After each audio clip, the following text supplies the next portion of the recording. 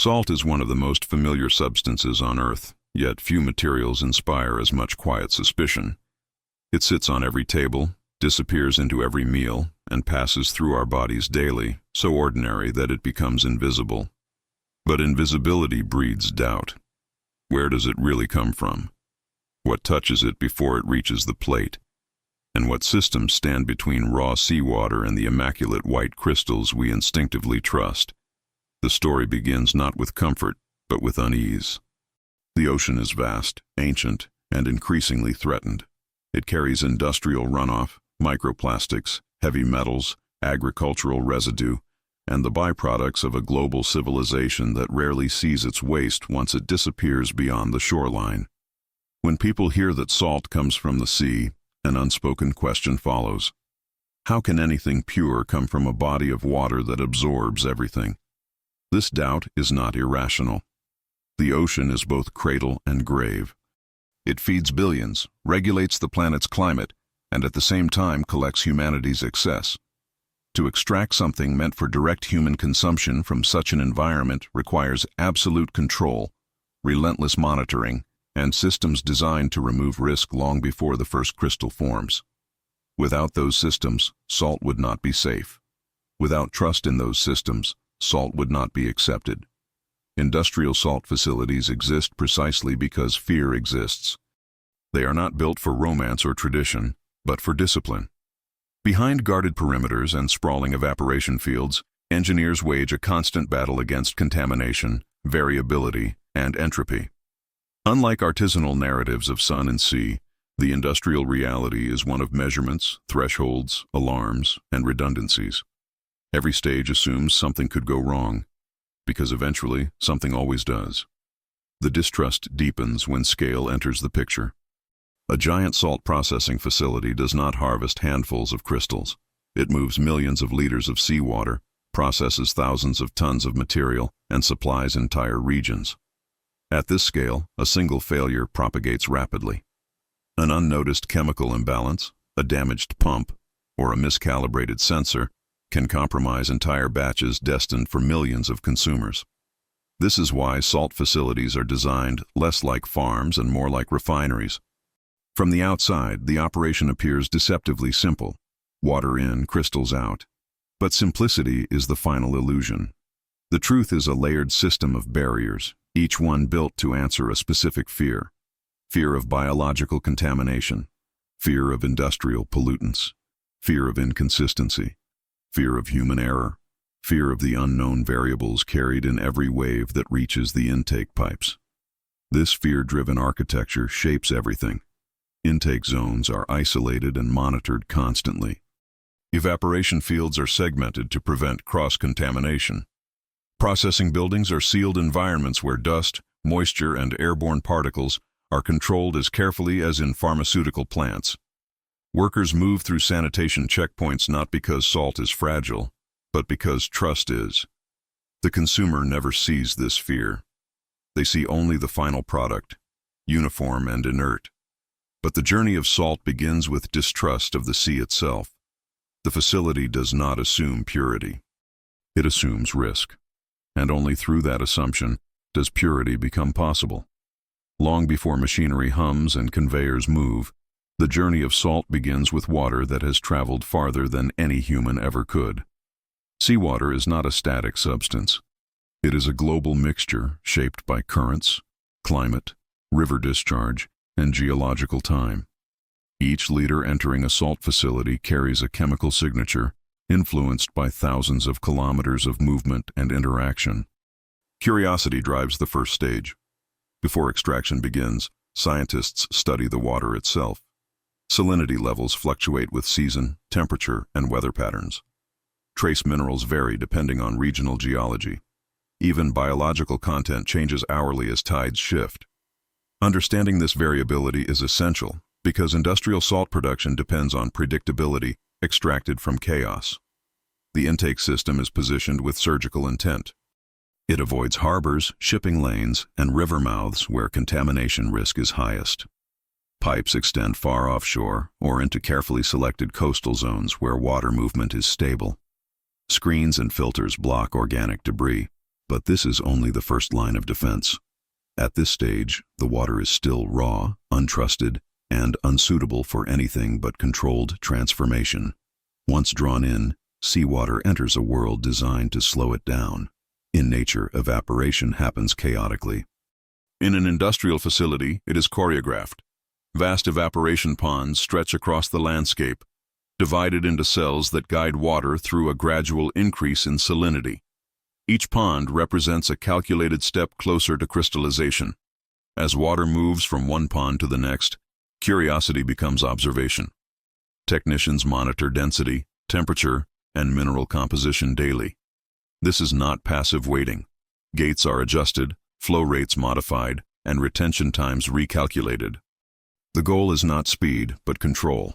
Evaporate too fast, and impurities trap themselves inside forming crystals. Too slow, and biological growth increases risk.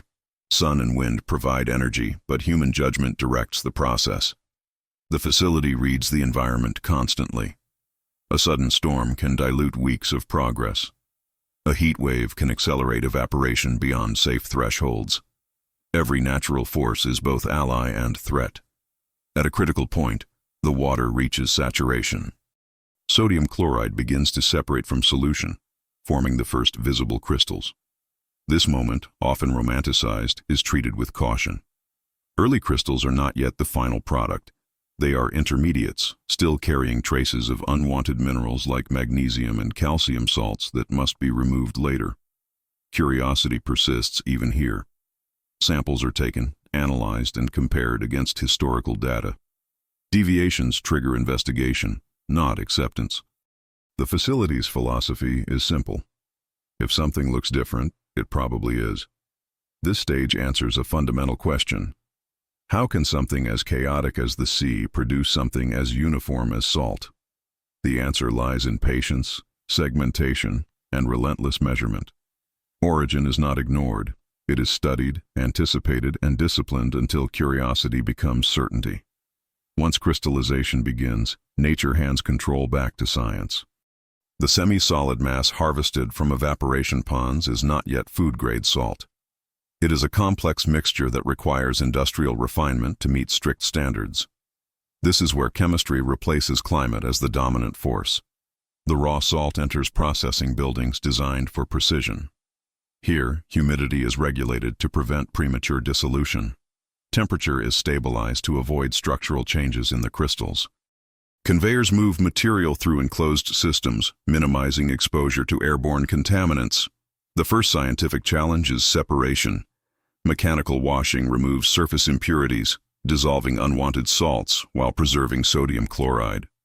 The wash water itself is treated and recycled, its chemistry adjusted to avoid reintroducing contaminants.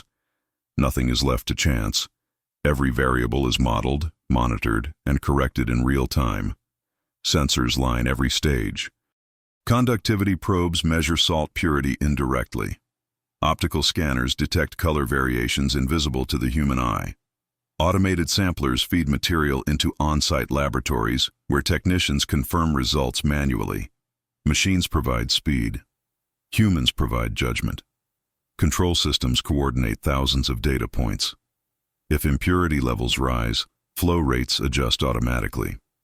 If temperature drifts, climate systems respond instantly. Fail-safes exist not because failure is expected, but because it is inevitable. The system assumes that sensors can fail, humans can err, and environments can change. Redundancy is the antidote. This stage transforms salt from a natural product into an engineered one. Crystal size is standardized through milling and classification. Oversized crystals are crushed. Undersized particles are reprocessed. Uniformity is not aesthetic. It affects solubility, flow behavior, and consumer perception. Additives, if required, are introduced with pharmaceutical-level accuracy. Anti-caking agents prevent clumping during storage and transport. Iodine, where mandated, is applied through controlled spraying systems designed to distribute microgram quantities evenly across tons of material. Too little fails public health objectives. Too much creates toxicity risk. Precision here is non-negotiable. Science does not end with processing. Continuous testing ensures compliance with national and international food safety standards. Samples are retained, logged, and traceable. Every batch carries a history encoded in data. If a problem is discovered weeks later, the facility can reconstruct its origin within minutes. Control is the invisible backbone of trust. The consumer never sees the sensors, the algorithms, or the laboratories. But without them, salt would remain a gamble. Science removes uncertainty not by eliminating nature, but by constraining it within known limits. Despite layers of control, risk never disappears. It waits in overlooked details and rare combinations of events. A giant salt facility operates under constant tension, because the margin for error is thin and the consequences are broad. Environmental risk comes first. Coastal facilities face storms, flooding, and rising sea levels. Evaporation ponds can overflow, mixing stages and contaminating entire sequences. Pumps can ingest debris during extreme weather. Power outages can halt critical systems, allowing humidity to rise and salt to degrade. Industrial risk follows closely. Mechanical failures occur without warning. Bearings wear, belts misalign, valves stick.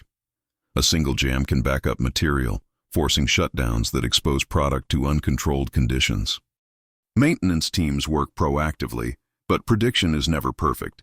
Human risk is unavoidable. Operators make decisions under pressure. A delayed response to an alarm, a misunderstood reading, or a skipped verification step can cascade through the system.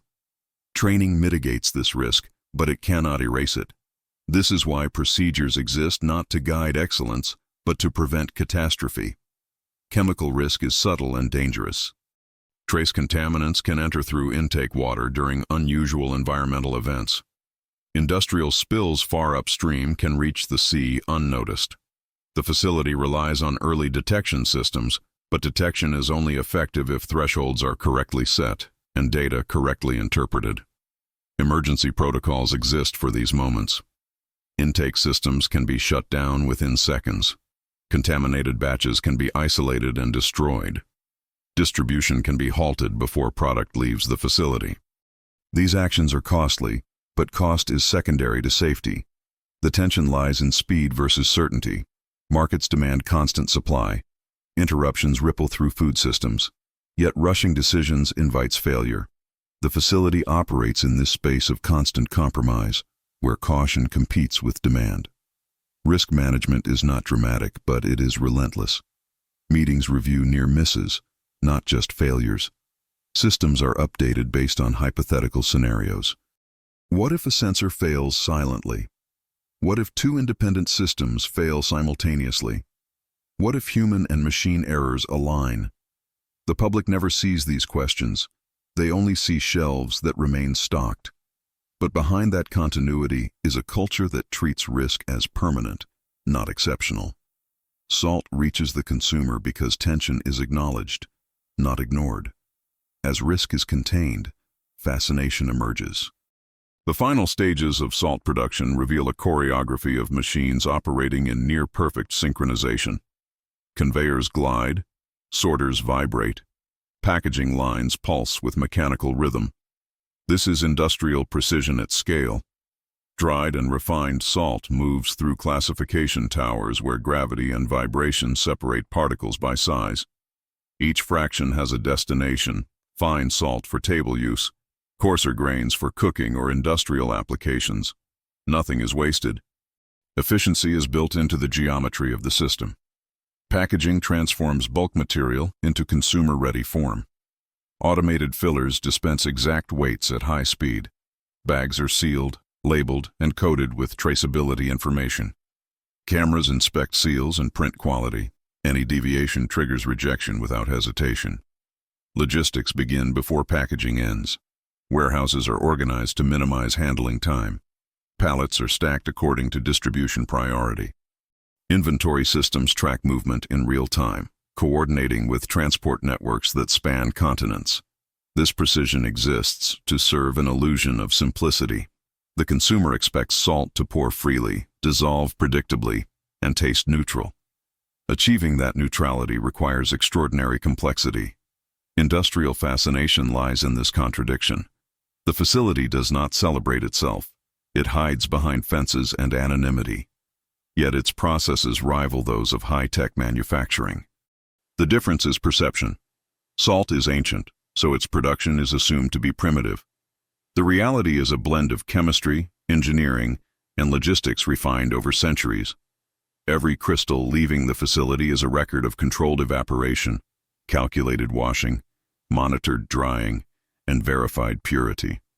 Precision is not a luxury. It is the only way to turn seawater into trust. The journey ends quietly. A box is opened. A shaker is filled. Salt falls in a thin stream, unnoticed. The consumer rarely thinks about the facility, the sea, or the systems that made this moment possible. And that is the final success of the process. Salt's purpose is to disappear into food, to enhance without announcing itself. Its production mirrors this role. The more effective the system, the less visible it becomes. Transparency exists not in spectacle, but in reliability. Yet reflection matters. Every crystal represents energy used, water moved, and land occupied. Evaporation ponds alter coastal ecosystems. Processing consumes power. Transportation emits carbon. These costs are managed, mitigated, but not erased. Ethical production means acknowledging impact, not denying it. Modern facilities invest in efficiency to reduce footprint. Water is recycled. Energy use is optimized. Environmental monitoring extends beyond the fence line. Responsibility does not end at purity. The consumer's trust is the final link. It is earned not through marketing, but through consistency over time. When salt performs as expected, trust deepens invisibly. When it fails, trust collapses instantly. From seawater to white crystal, the process is a study in control applied to nature. It is a reminder that even the most ordinary substances depend on extraordinary systems. Salt is simple only at the table. Everywhere else, it is a testament to how much effort goes into making the world feel effortless.